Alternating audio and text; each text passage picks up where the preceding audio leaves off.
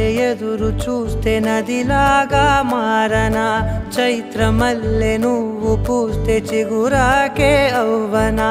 నన్నే వరించే యువరాజును అంట నీ యువరాజు